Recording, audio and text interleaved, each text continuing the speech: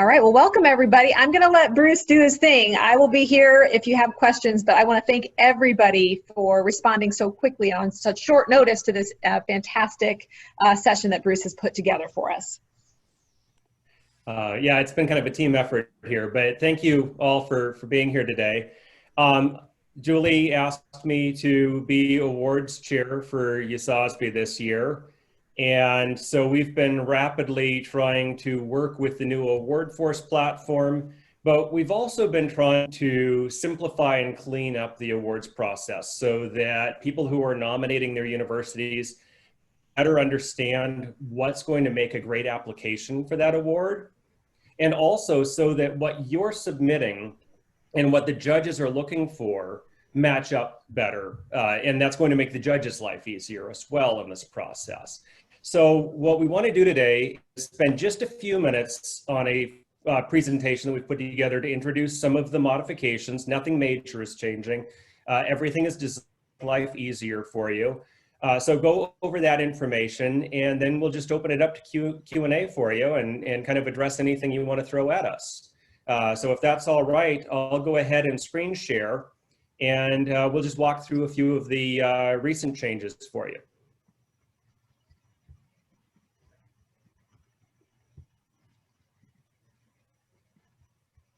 So everybody's got my presentation up now?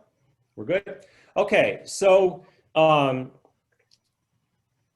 we want to do is we want to go over specifically the Excellence in Entrepreneurship Education Awards. And as I just said, nothing major is changing. This is all about cleaning up and streamlining. So Julie and I have been working on this. She will jump in wherever I stray offline and with any other answers that are needed. But my name is Bruce Teague. For those of you that don't know me, I'm the EWU Foundation Endowed Professor of Entrepreneurship at Eastern Washington University. And last year we were fortunate enough to win the Emerging Model Program Award.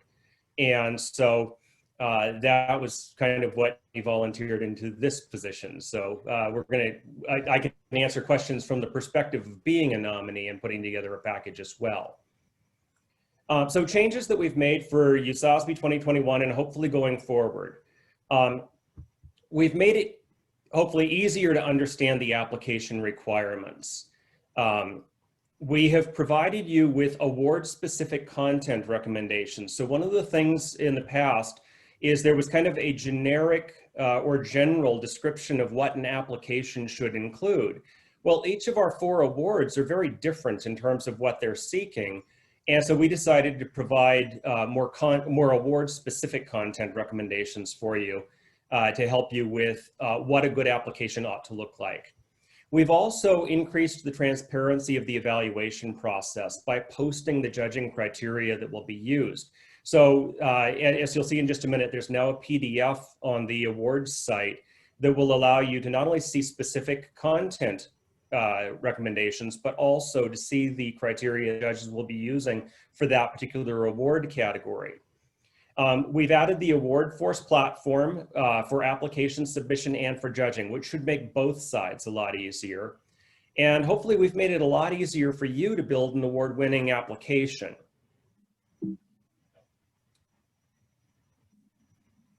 Let's see. Yeah, I am having problems. There we go. So how do you begin the process? Well, the first thing you want to do is you want to go to the link that I've put up on the screen, the EEN Awards link. And the first thing we recommend doing is review the award category descriptions and select the category or categories for which you will apply. And you can apply for more than one category.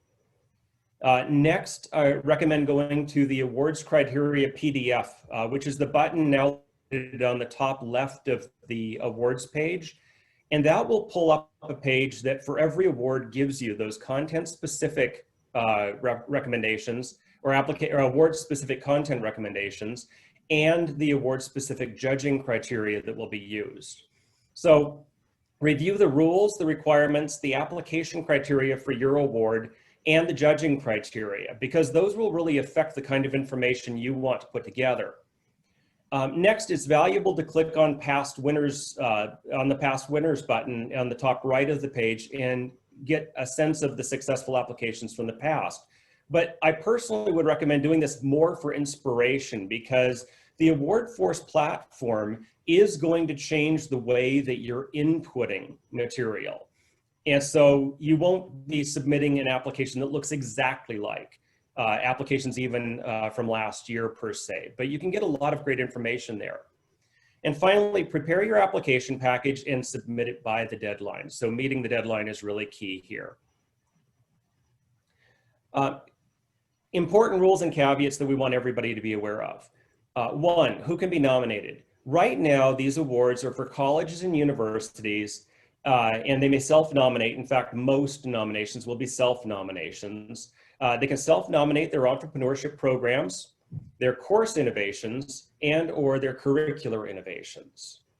We do have the rule of one. What that means is, while you can apply for multiple award categories, you can only be a finalist in one category. So if you are selected as a finalist in more than one category, it will be your choice which category you want to continue forward in.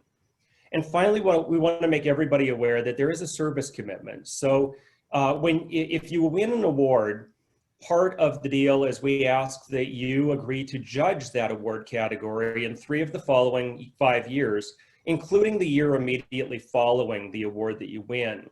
And this is largely to make sure that we have an experienced base of judges that can really evaluate these applications, because they can be very competitive, very close in nature, and we need to make critical selections. This is just simply an example. You can go to the PDF, see these for each of the awards. What I did was I added in the Excellence in Pedagogical Innovation award-specific content. And what you can see is that there are 10 different things that we're asking for here to help you organize your application. They start out as simple as what goals were being pursued of this course, provide a brief description of the course. But as you move down, you'll notice that, for instance, question number 9 gives you to make the argument for why is this course innovation deserving of this award category. So you get to make your argument. And finally, we do allow you to include appendices. And this is where you're going to have more flexibility in terms of material and content you submit. However, we do encourage you to be strategic in how you use those pages. Judges will not be encouraged to read beyond 10 pages. And part of that is so that we can make specific asks for judge in terms of the amount of time we're asking for. So we encourage you to be strategic, and we also encourage you to recognize that the easier you make it for judges to understand why your program or your course or your co-curricular innovation is worthy of this award, the easier it is for them to celebrate you. Here's an example of the judging criteria for that same award. So for instance, how well designed is this learning experience relative to the goals that were set? So here's where you can see specifically how we're pairing what we're asking the judges to evaluate with the content that we're now telling you is beneficial to your award application. And so what we've tried to do again is increase the transparency and the clarity of the process so that you can be the most successful possible. Note, similarly to how we gave you the opportunity to pitch your program or your pedagogical innovation or co-curricular innovation for the award, we also create a category where the judges get to use their personal judgment in terms of how well deserving they believe that your application is. And then we offer them the option of providing additional feedback. Now, we know that not every judge is going to provide that feedback, but we are encouraging them to provide feedback that we can then provide to you if you request it, to hopefully help you in the future. There's a 2-stage judging process for the USASBE Awards. Stage 1 is the process of selecting the finalists from the nominees. And so we have a panel of judges who will evaluate all of the nominated colleges and universities in a particular category, and they'll select the 3 or 4 that they think are most deserving of finalist status for that year based on the nominees' application materials. And then the second stage will take place in conjunction or leading up to and in conjunction with the conference itself. And that is the stage where we select the winners, and that involves a different panel of judges. So all nominees will be evaluated by 2 sets of judges. In stage 2, this year, because we're going to be a virtual conference, finalists will be submitting a up to 10-minute video on behalf of their program, pedagogical innovation, or co-curricular innovation. And then there will be synchronous presentations with question and answer with the judging panel to allow them to gain more information. And one thing I would really encourage based on this second phase is that if you're a finalist, please make sure that the person representing your nomination really knows the program, the pedagogical innovation, or the co-curricular innovation, so they can really speak to it for the judges. And the other thing I would say is remember that the judges are doing their best to determine who they believe is most deserving from a group of nominees. And the fact that somebody is the best or perceived as most deserving doesn't mean the others aren't great. It just means somebody stood out. And so there's opportunities to continue to improve. And that's what brings us to the end. What if you don't win in a particular year? And the answer is really easy. 1, keep improving. USASBE is all about sharing best practices, developing, improving, and trying again. 2, examine your award nomination materials to see where they can be enhanced and improved. And finally, apply again next year or anytime in the future. The only award that this doesn't strictly apply to right now is the Model Emerging program that has a time frame binding it. But otherwise, you are welcome to apply again if you don't win the award. If you have any further questions, please contact me or Julie, but for award questions, I'm probably your first stop. You can reach me at bteague@ewu.edu. And again, jump onto the USASBE site to find that PDF with all of the content-specific information. And with that, I'm going to close down the presentation and stop sharing, and we'll open things up to Q&A for you. Cool, thanks a lot, Bruce. I've got a couple of questions. Do I remember correctly that there is a short video associated with the first round submissions also? Is that a thing, or was that only for the submitting other things? Yeah, I don't believe that we have a video submission with the initial nominations, only with the finalists. Only with the finals. And anything, yeah.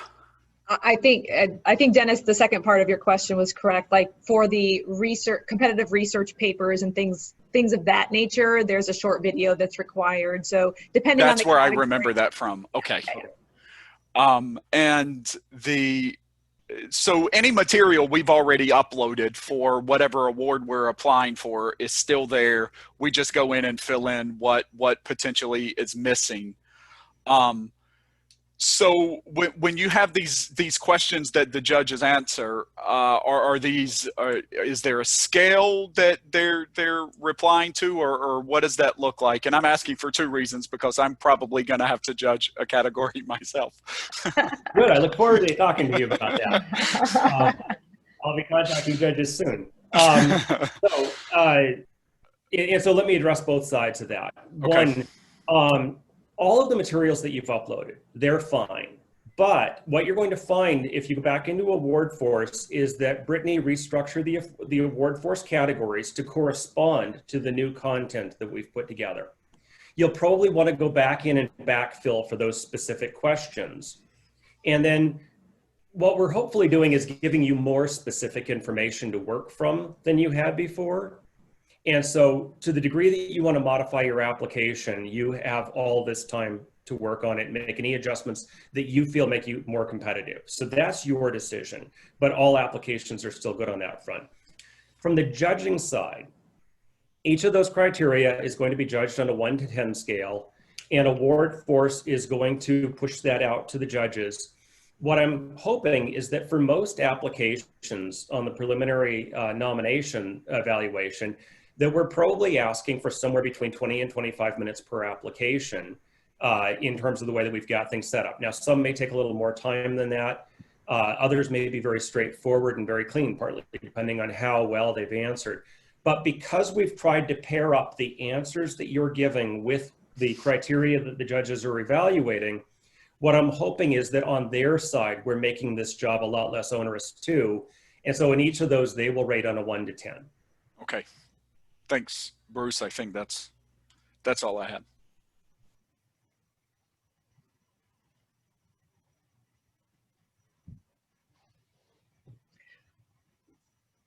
So I had a question from somebody who wasn't able to attend in person today. I'm just going to ask this so that it gets kind of disseminated for everybody. It was, are these awards available to international nominations? Because there was formerly an international category of awards. And the history behind that is that award went away because the intention was that regardless of where an institution or organization was in the world, they were eligible to apply for all 4 awards. So the answer is yes. If you're an international organization that wants to apply for any of these awards, it's fine to do so. Well, and I would say my experience over the last few years with USASBE is we're becoming increasingly international in our participation. And so what was probably a relatively rare participation is now more common. And so it makes sense that we should be globally inclusive on the awards. So any college or university is certainly welcome. Yes, I would like to appreciate, I'm Dr. Shahid from Pakistan. And in 2017, we won the Women Entrepreneurship Award. And so we're coming again. So we're coming again with a new thing, and let's see what happens. And so yeah, we have interesting different pedagogy, indigenous material, but you're right, it was more difficult. It's more difficult to compete in the US perspective. You have a lot of universities and you have a lot of maybe that independent category was good, but maybe let's try this one as well, and let's be more competitive and come up with something very, very unique, and Love then learn from each other. I appreciate USASBE a lot. Thanks a lot. Yeah. We appreciate you. Thank you.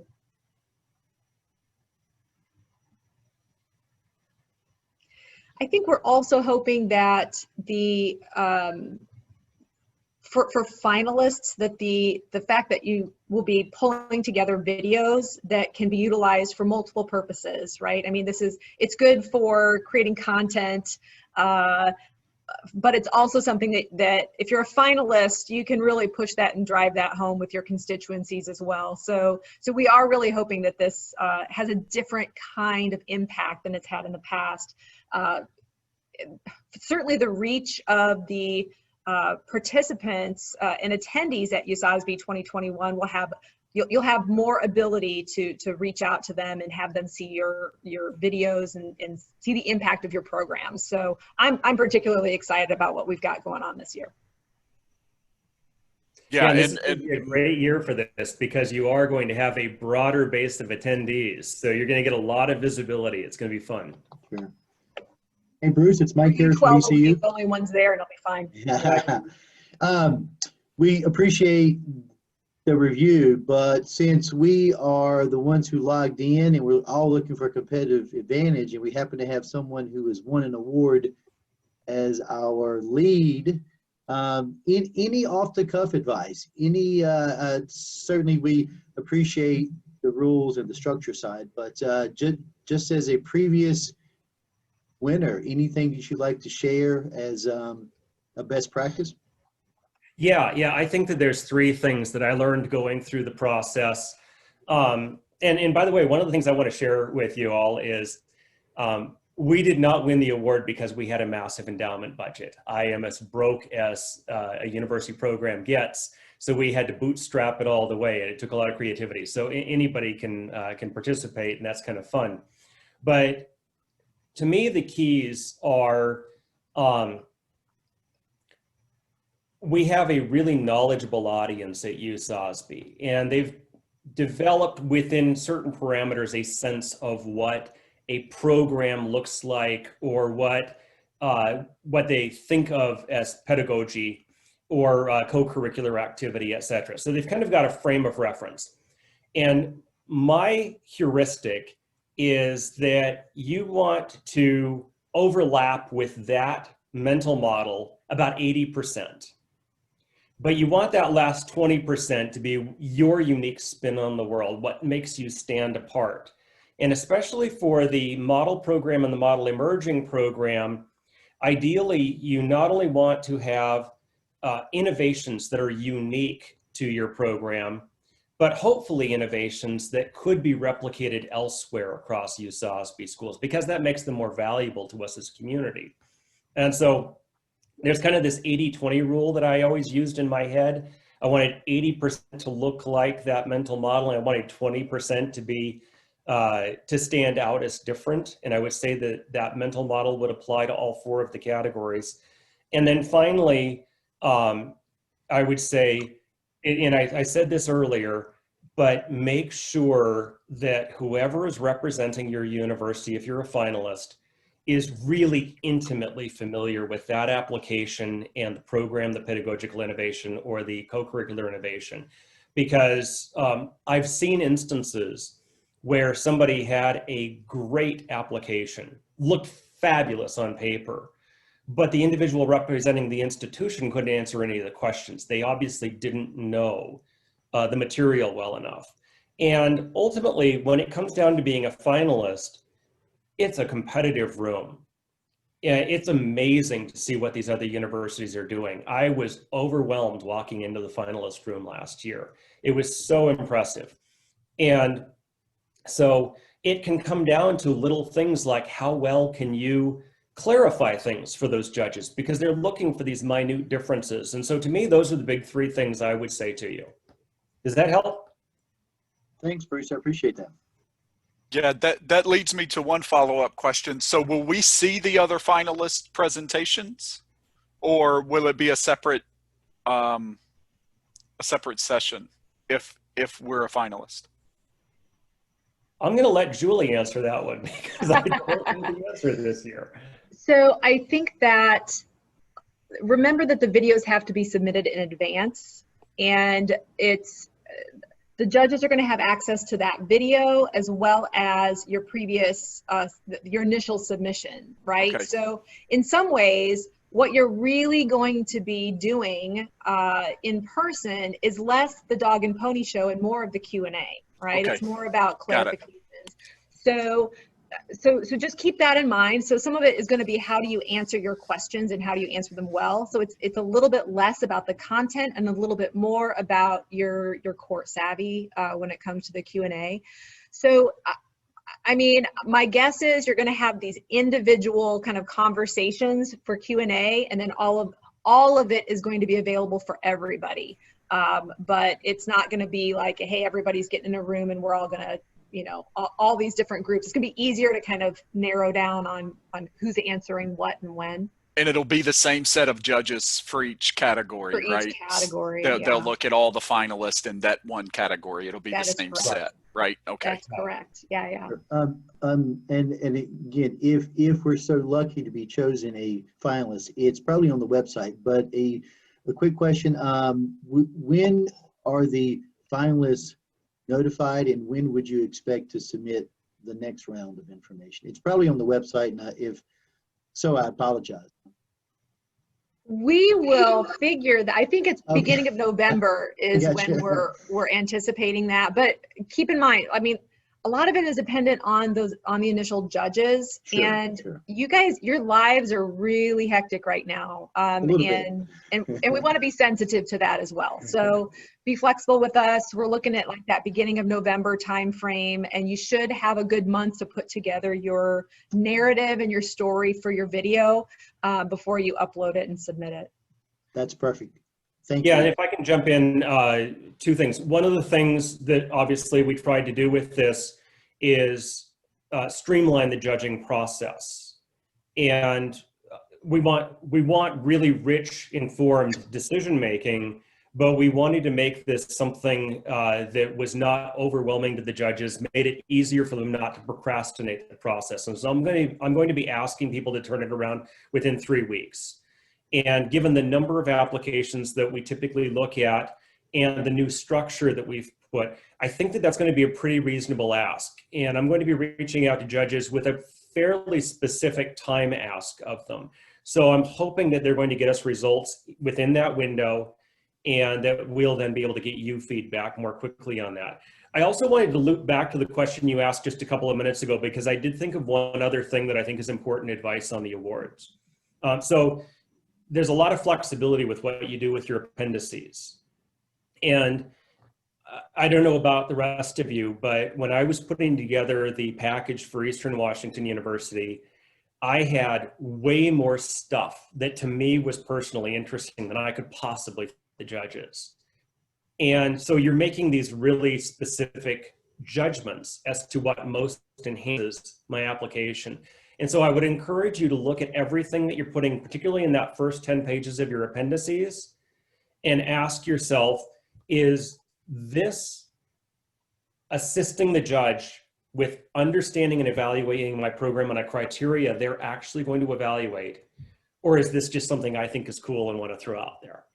And really be strategic in that sense, because it's really easy to be tempted to throw things in there that may not enhance your application, and use those pages wisely.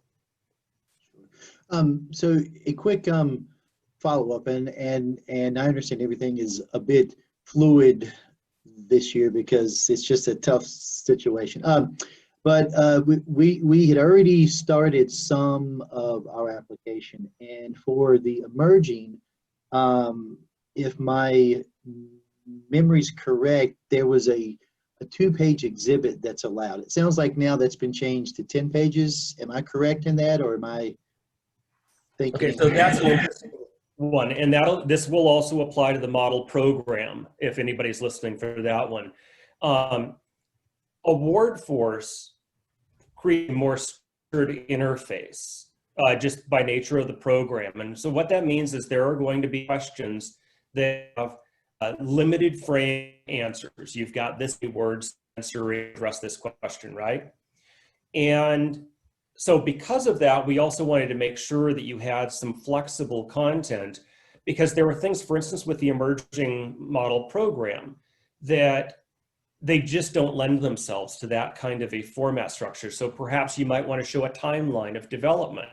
That was one of the things that I thought were strengths of our application. Well, that's not going to fit neatly into one of the Award Force windows, so that's something that you can then put into the appendix. So we tried to leave you some room to provide those graphical kinds of representations that best enhance your application. And so really, we tried to create flexibility for you to use that space that way. Thank you, Bruce. And again, just so I'm clear, it's not the 2 pages, it's the 10 pages now, or for that Okay. Specific one. It seemed like, I'm sorry? Ultimately, we don't have a limit in terms of what you can dump in there, but I'm not going to ask any of the judges to read 89 pages, and they're probably going to get frustrated at that point. So what we've to do is round it out to an approximate 10 pages, and then how you use that is up to you. Now, keep in mind, Julie approached me to take over award this year after the nominations had opened. And so we've been trying to be very careful about the changes that we make this year so that we don't disrupt in the process of creating your applications. So perhaps next year we may narrow the scope of the number of pages just a little bit, or a little more firmly, so people can anticipate it. We really have tried to make changes that are helpful to you without imposing a major cost to the work that you've already done. Yeah, Bruce has been on it. He's been very thoughtful, so thank you. Absolutely. Thanks a bunch. Appreciate the responses.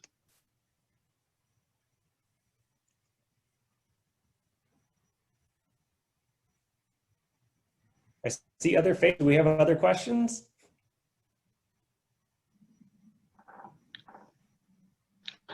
I have already submitted, so we can always go back and add on something if you like, or because I didn't see that 7-10 questions before, which you showed us today. It's literally just gone up over the last couple of days, a very rapid process. So in your situation, I strongly encourage you, remember, if your goal is to win, what we're trying to do is help you more as to what gets you there, right?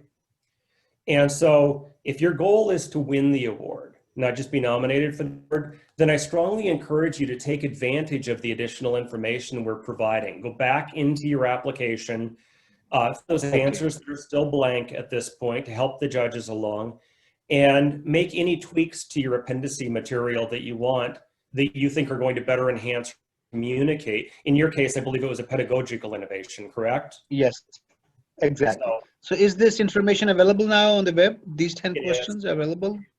Yep, the Thank you. PDF is up right now live, and you can access it immediately. And Brittany And when is the last date? What's that? The last date is October 10? Right now, October 4th. Okay. October 4th right now. But Brittany has been working like crazy, and she's also updated the Award Force platform. So everything will be updated for you as of right now. Thank you very much. And the one more question, there was a nomination award for the entrepreneurship award. There's the 2 pages actually. So somebody has to nominate someone, or it can be a self-nomination, or someone has to nominate. They're virtually all self-nominations, and they almost have to be successful, because for instance, first of all, it's a lot of work. So I'm probably not going to put that time into somebody else's university. I'm not that nice. But second, you really need to be intimately familiar with the nomination when you get in front of the finalist judges. And so really, even though it says nominations, it's almost always going to be self-nomination, and that's encouraged. Okay. Thank you very much.